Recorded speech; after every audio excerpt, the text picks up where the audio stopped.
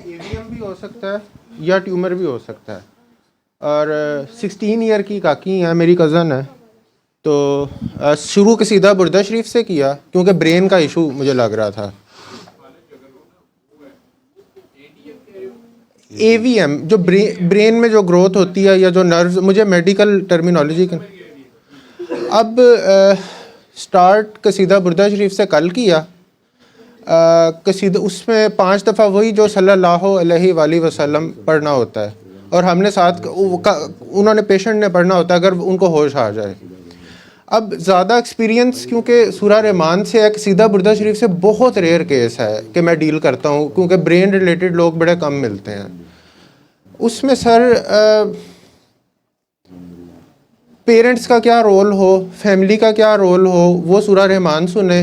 قصیدہ بردہ شریف 30 منٹس کی ہے, اور ICU میں وہ کیونکہ انہوں نے شوگر بھی چیک کرنی ہے, ڈرپ بھی چینج کرنی ہوتی ہیں. تو اتنا نہ سوچا کر, قصیدہ بردہ شریف میں 15 منٹ والا تو یہ بھیج دوں گا, لیکن آپ یا یوٹیوب سے وہ 3-4 منٹ کا 5 منٹ کا جو کلپ ہے وہ بھی ڈاؤن لوڈ کر سکتے ہو.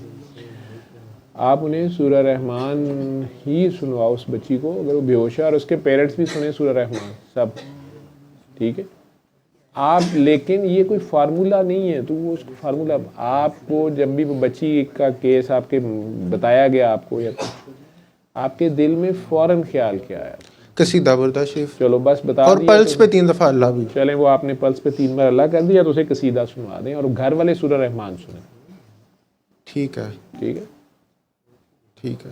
تو ابھی انہیں کیسے شامل کرنا تھا؟ سر اگر ہم دعا کر رہے ہیں, کوئی مطلب ہمارا اگر دعا میں ہی اگر ہم یاد کر لیں یا کسی کی آپ دعا یاد کر لیجئے گا, ساروں کے لیے اکٹھی دعا. اور سر ان کی جو سپیچ ہے نا, وہ پہلے سپیچ میں پرابلم آ رہی تھی تو قصیدہ سے وہ بہتر ہوئی ہے. اب وہ تو لوگ کہیں گے کہ علاج اچھا تھا, فلانا ڈاکٹر اچھا تھا, اللہ کو تو فوراً مائنس. تم ان باتوں کو چھوڑ دو, آپ تمہیں بتانا ہے نا آپ نے کون سی پیمنٹ لینی ہے یا ایگزیکٹلی, بالکل وہ ان کا ٹیسٹ ہوتا ہے. ہم نے بس نکلنا اور بھاگنا ہے. نہیں بھاگنا بھی نہیں, بس بتا دیا ہے, آرام سے جانا ہے. اس کے بعد بھی آپ کلیم بھی کر سکتے ہیں کہ دیکھا میں نے بتایا تھا.